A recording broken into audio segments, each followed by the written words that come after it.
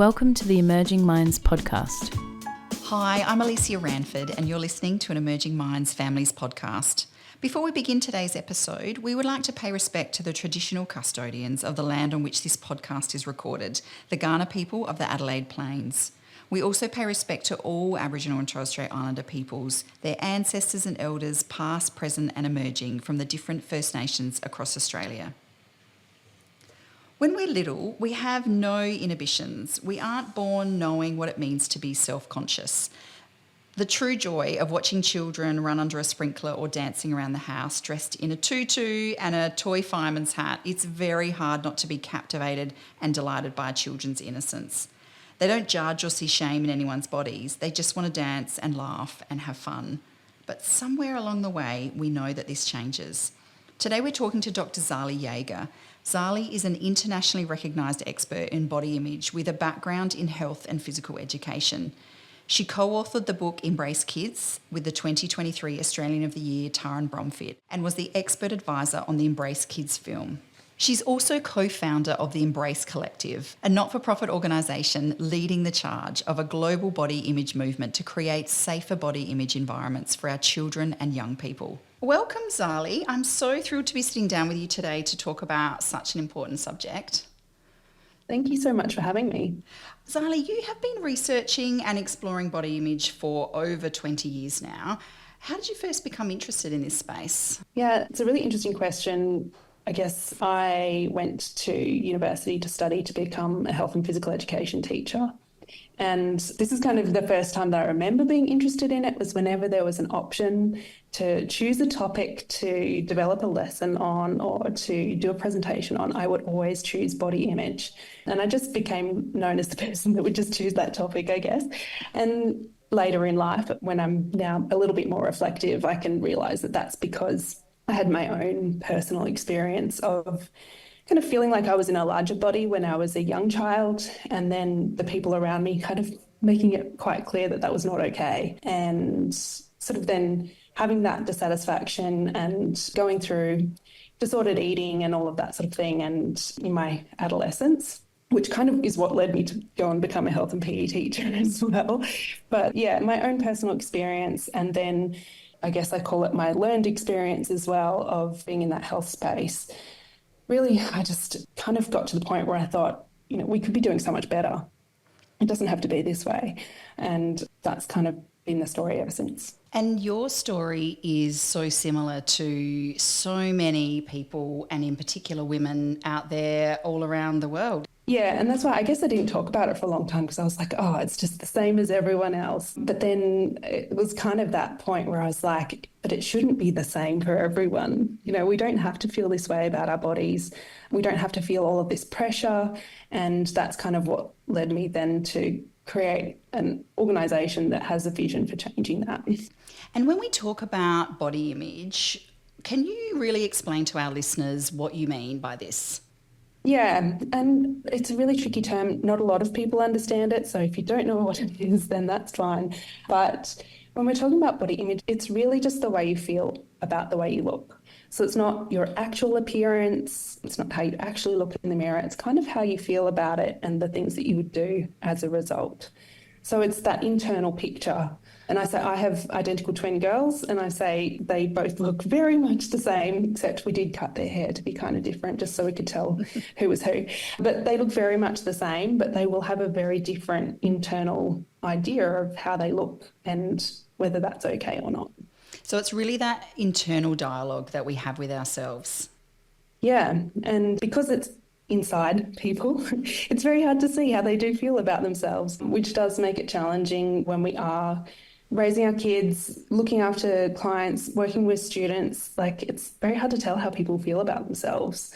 And that's why we kind of have to, I guess, have enough resources available so that we can keep people on that kind of feeling good side most of the time. Yes, and I think that's a really important point that you make, is that we can never tell how someone's feeling about themselves in their internal talk and what they're saying to themselves. So is that why it's so important that we be having these conversations around body image? Yeah, and I just think the more that we can understand this area in general, the more that we can kind of as the grown-ups in the room, reflect on our own journey and maybe the things that might have made us feel not so great about ourselves, and then start to just become okay to ask those curious questions. I think that when we approach this in just a really non-judgmental way, we're not freaking out about it. We're just like, oh, tell me more about that. I just think that the more informed you are, the closer we get to really understanding what's going on for young people. And it's such a good point. You can't tell, we always say you can't tell by looking at someone how they feel about their body and what they might be thinking about doing in terms of dieting, disordered eating, all of that sort of thing. What does the research tell us about children and body image and how their depiction of their body image perhaps changes over time? I could talk for a long time about this, but I guess it was many years ago now. In Melbourne, I was part of a study where we were doing interviews with 3 to 5 year olds. And it was a play-based interview. We would sit and sort of read a story and talk about someone's broken this vase, which child broke the vase, and they would have to point at a picture of a child, and they were sort of in different sized bodies. And what we found was that the 3-year-olds already had really clear ideas that it was the child in the larger body that had broken the vase, that didn't have any friends, that think of any negative kind of, social situation. And there was already that categorization and what we would call kind of weight stigma when it's in an adult. But there were already those rigid ideas about that thin is basically good and that fat is basically bad from that very early age. And what we know about that is that if that continues over time and that becomes the internal story that young people are telling themselves, then if their body is growing larger just because of the way that their genetics kind of mean that they will be, then they start to think that they're not a good person because that's kind of that internal categorization and rigidity that they might have. So that's a very long way of answering the question, but basically it starts much earlier than we think, that young people start to have those ideas. By the time they get to around 9, developmentally, they start to compare themselves to their peers. So they start to look at their own body, compare that to other people, compare that to media and what they see. And then we see that around 14, 15 is kind of still that key time for eating disorders, but the rates of eating disorders in 5 to 9-year-olds has doubled. So it is starting to be seen a lot younger as well. Wow, that is so fascinating that from such an early age, even young children who seemingly are carefree, and as a mother myself, I think not thinking about those sorts of things, clearly the messages are getting through to them about this. And I heard from what you're saying that it's not just from home, it's about media and the way we're portraying people in the media. Is that right?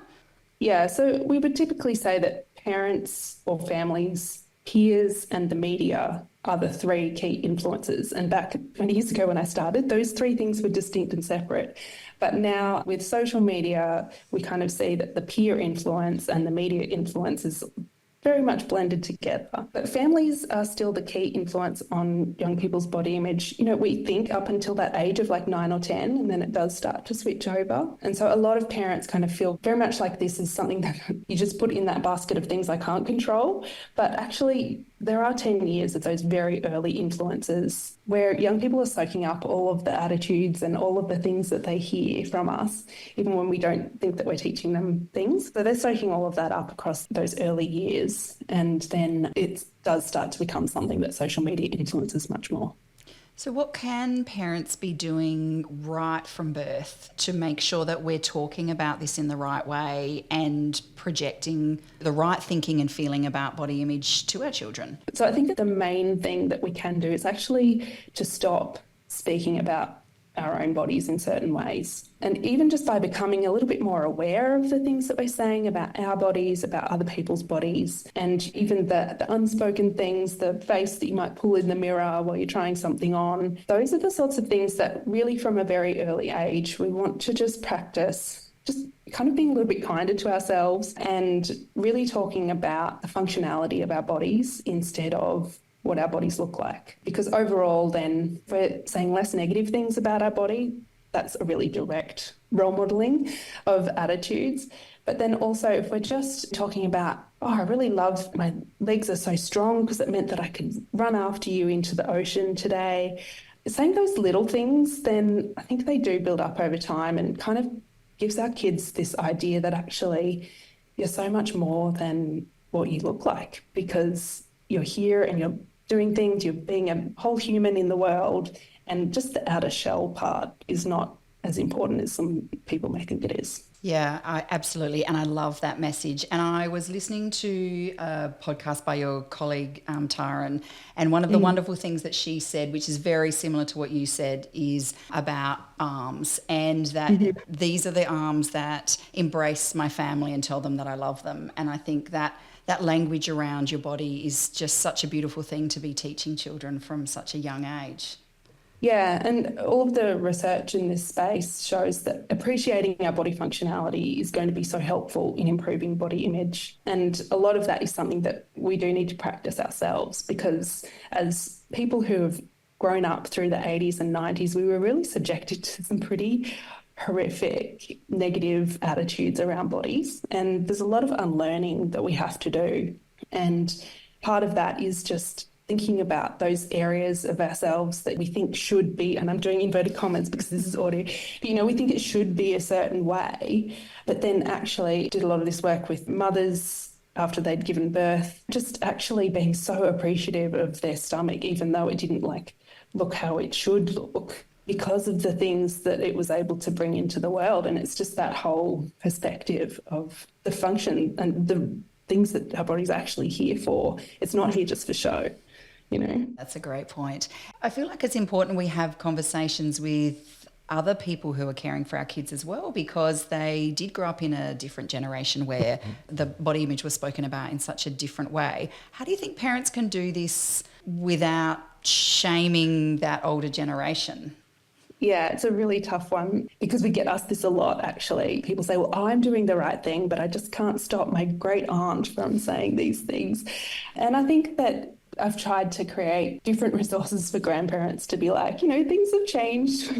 We don't really talk about stuff like that anymore. And I think that it can just be about, I think they understand that the world is moving on and some things you don't say anymore. So I think you can just put it like that.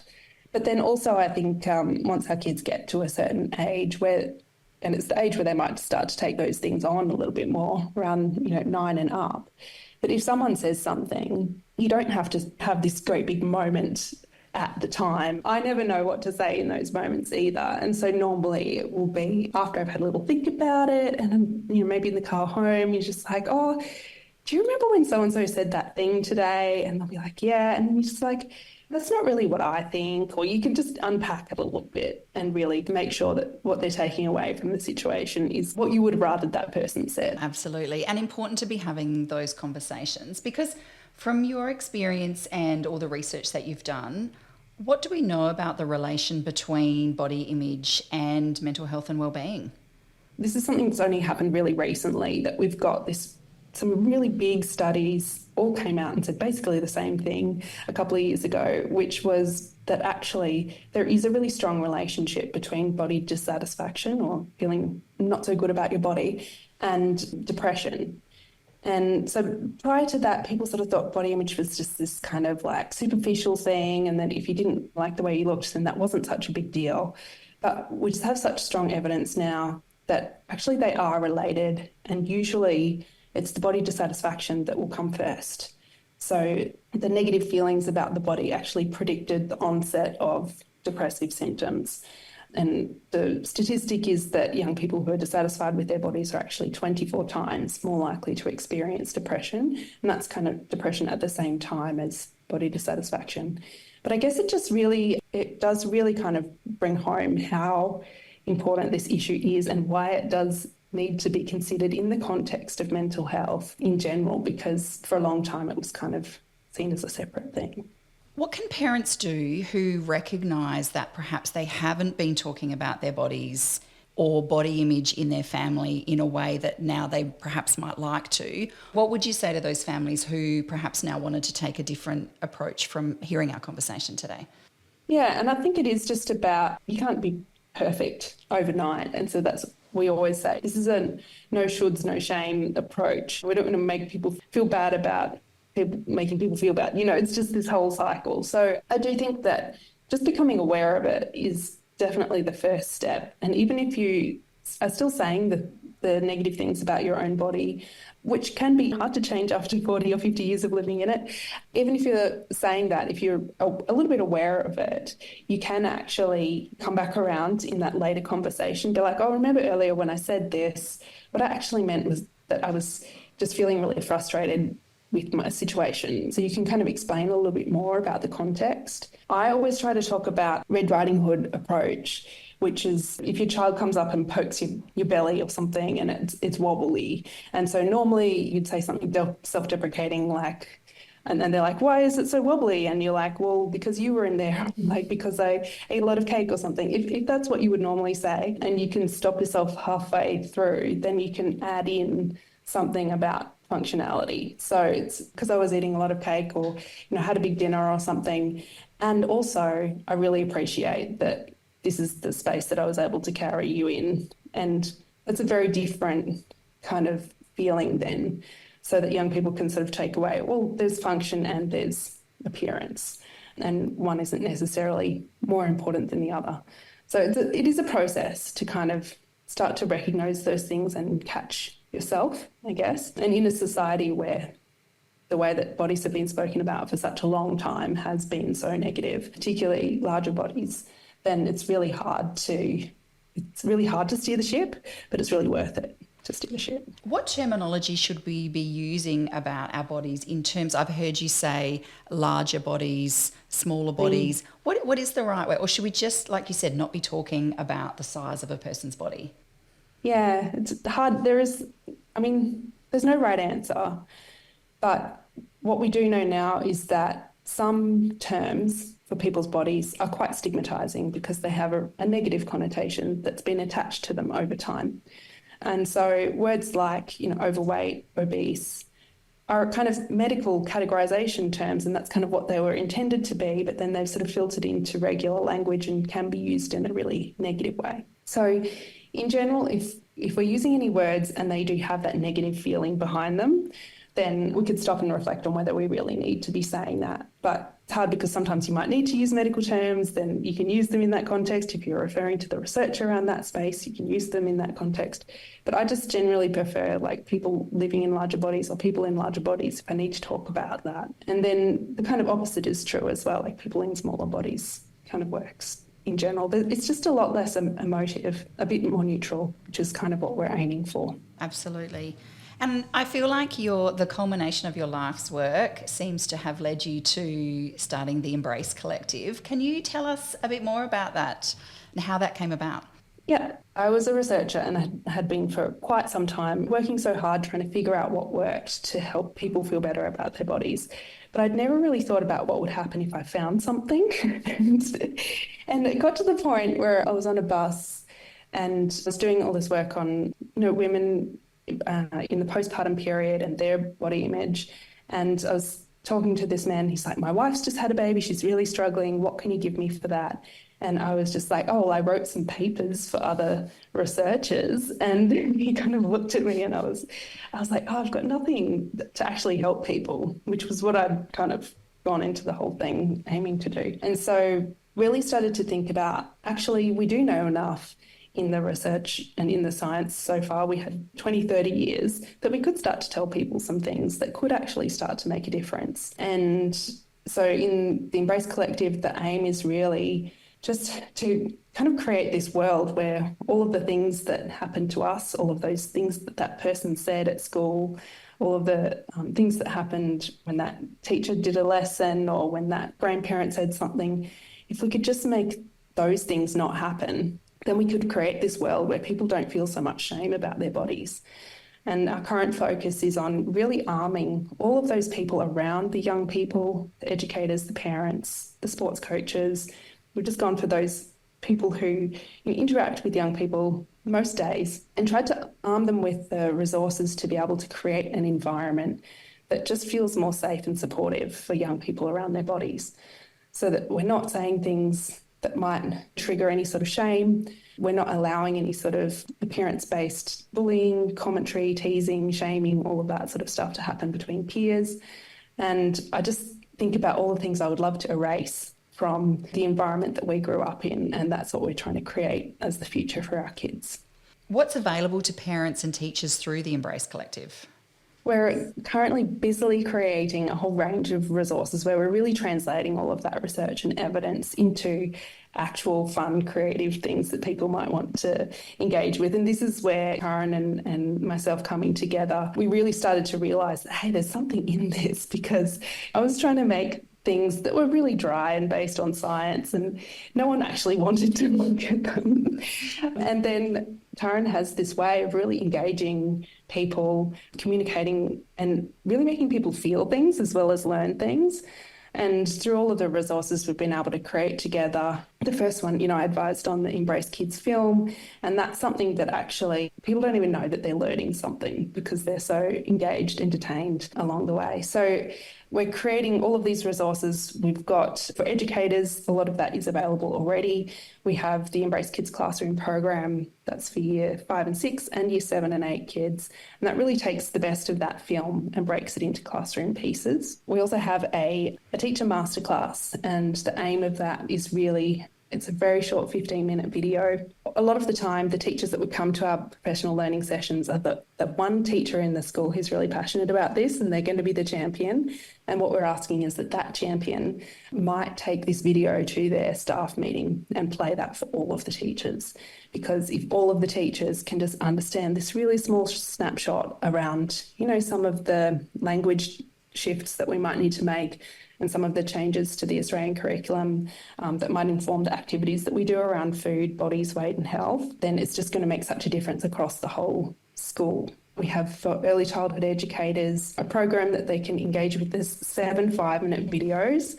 So it's a total of 30 minutes to just have a look at how they can really start right back at the beginning, with those 3-year-olds or even the 0-year-olds, and how to build those positive relationships with food, bodies, right from the very beginning. And then for parents, we have a mini masterclass. Parents told us, I can't listen to hours of content. I don't have time for all of this. So we've made it 3 minutes.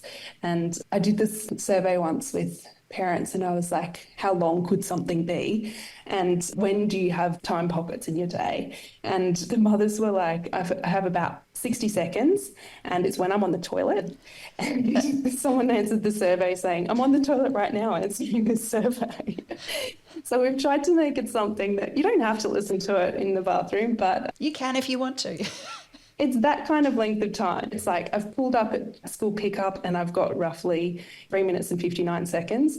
You've got enough time to watch the masterclass. So we've really brought it together and, again, just tried to pack it all in. Very exciting Embrace magazine where we've really, again, instead of, because we wrote a book, like this, we kind of have to write it all down in a book. And that came out a few years ago, but then it's like, all of those words, how can we actually show people instead of telling people?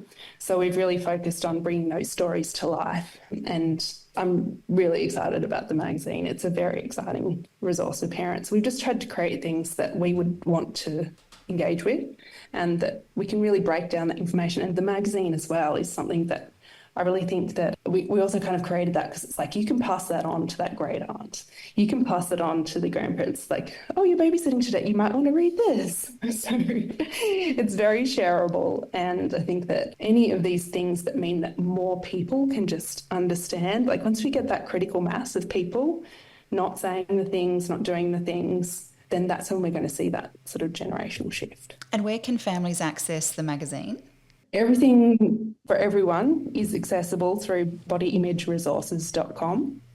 And if you tick the box to say you're a parent, then you'll get sent things around parenting. If you tick the box to say you're a sports coach, then you'll get sent those things. So make sure you tick all the boxes that relate to you and your situation, and then we'll send you everything. Everything is free this year. So we really just want to get things out to as many people as possible. And for anyone who hasn't already seen it, I would really encourage you to go out and watch Embrace Kids. It's fantastic. It's fantastic to watch with your children as well. It is free on some streaming services, so a quick Google can tell you where to find that. So for practitioners listening, what could be some useful advice for discussing body image with the families and children in their care?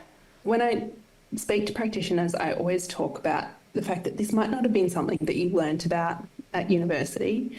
But if you are working with children and young people in relation to their bodies, if you're physio, even like OT, all that, like the way that young people feel about their bodies is going to impact how they show up at that session, how they engage with the treatment protocol. And it's just something, I guess, to be aware of.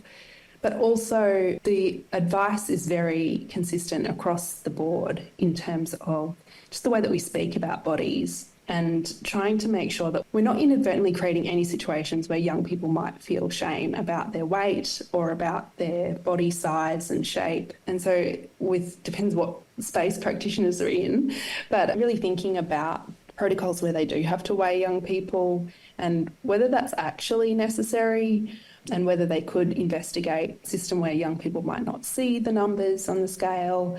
There's a whole lot of different considerations around weighing young people, but really just trying to make sure that when we're talking about bodies, we're not talking about that high weight would be necessarily a bad thing and that low weight is always a good thing. What's important for educators and practitioners to understand about the research and what we know about children and young people and body image?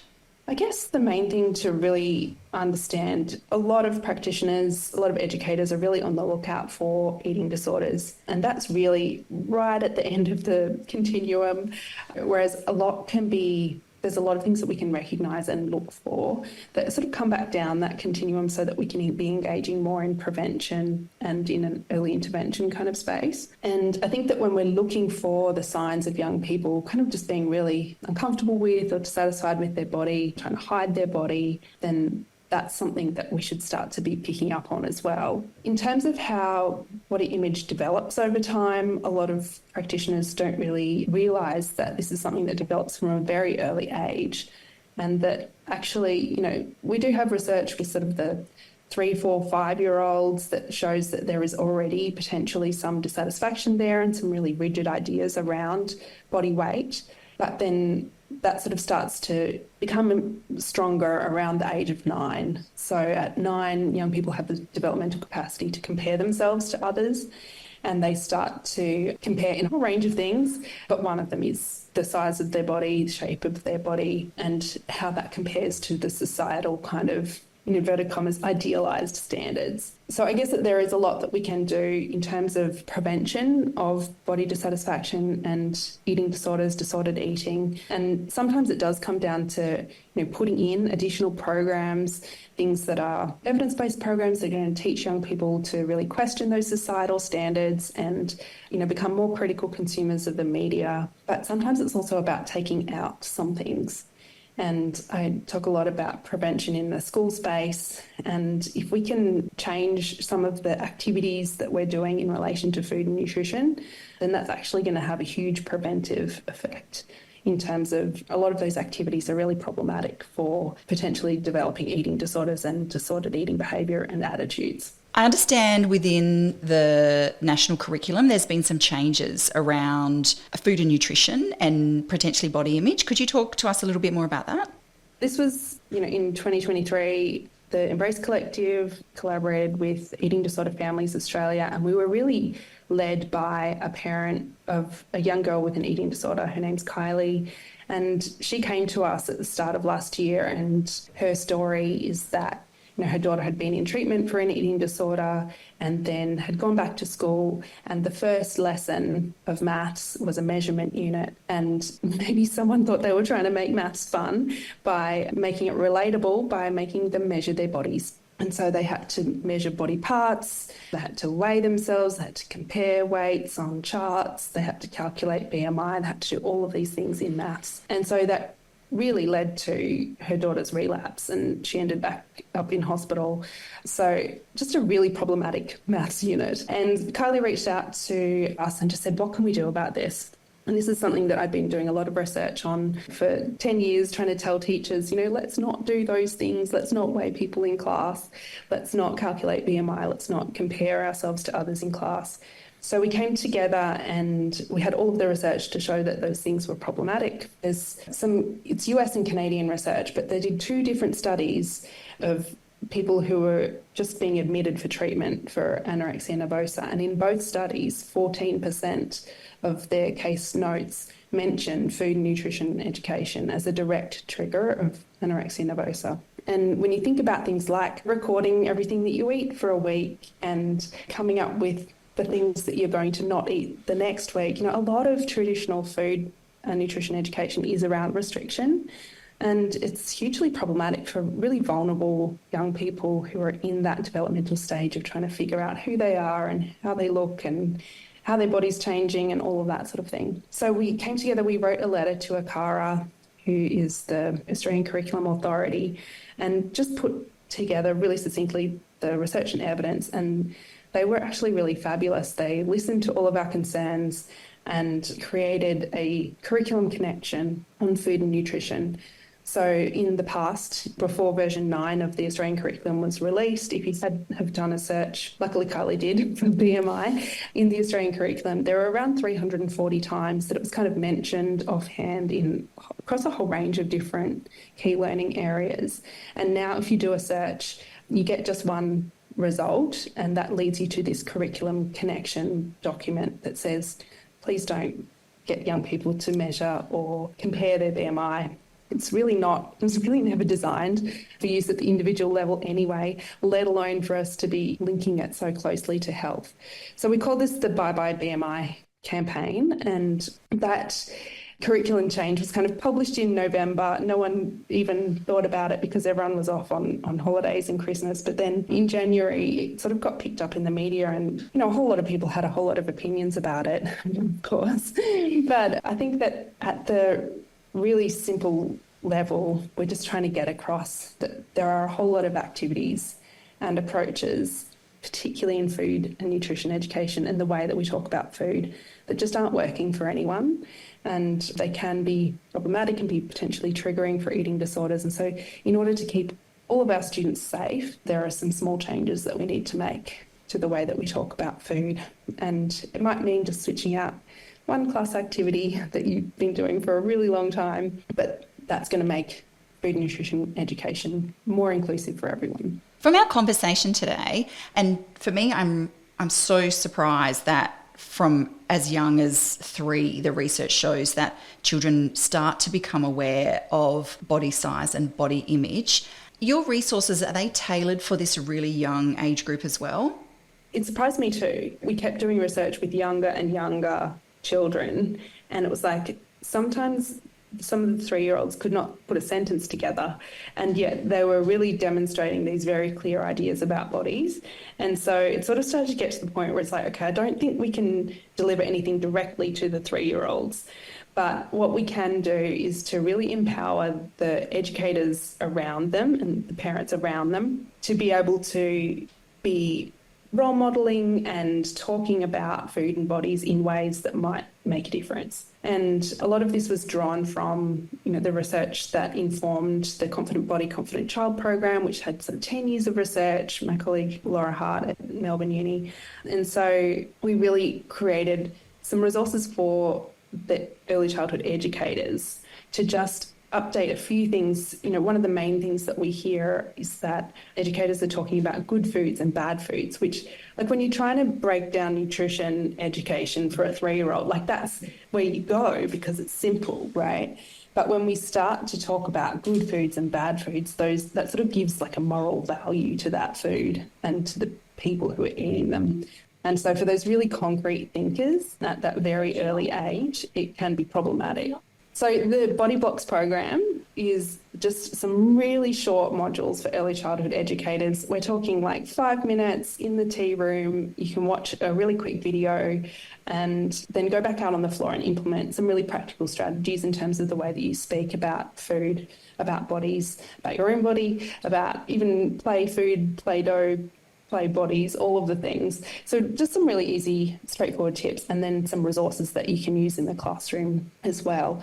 So it's something that a lot of early childhood educators are really aware of, the fact that they're talking about food a lot, but they're probably not so aware about talking about bodies. And this resource brings those two things together just to make sure that we're creating those really positive relationships with food and bodies for the young people in our care right from the very beginning of their lives. And how fantastic that these resources are now available to our educators who we know are busy and potentially time poor. So it's fantastic to hear that these resources are available for everyone to use. Yeah, and that's the thing. We know teachers have 1,000 different things on their plate. And, this is just one of those things, but there are just a few key things. It's sort of become like not many schools would be weighing students anymore. And there's a few of these key activities that we just need to move in that same direction where it just sort of becomes out of practice. No, that's fantastic, Zali. And we'll have links to all these resources in our show notes for anyone who would like more information. So thank you so much for joining us today. It's been an absolute pleasure and fascinating to hear about the research and how fantastic that we're moving in a different direction with all of this. So I take my hat off. What a great initiative you've started in the Embrace Collective. Thank you. And thank you to our listeners for joining us. If you would like to keep up to date with our latest conversations, we'd love it if you liked and subscribed to our Emerging Minds Families podcast channel. You can also find us on Instagram at Emerging Minds AU or on Facebook at Emerging Minds Families. You have been listening to an Emerging Minds Families podcast. If anything spoken about in today's episode has been distressing for you or you find yourself struggling, please reach out for help. You can call Lifeline on 131114 or more resources for support can be found in our show notes. Visit our website at www.emergingminds.com.au to access a range of resources to assist your practice. Brought to you by the National Workforce Centre for Child Mental Health, led by Emerging Minds. The National Workforce Centre for Child Mental Health is funded by the Australian Government Department of Health under the National Support for Child and Youth Mental Health Program.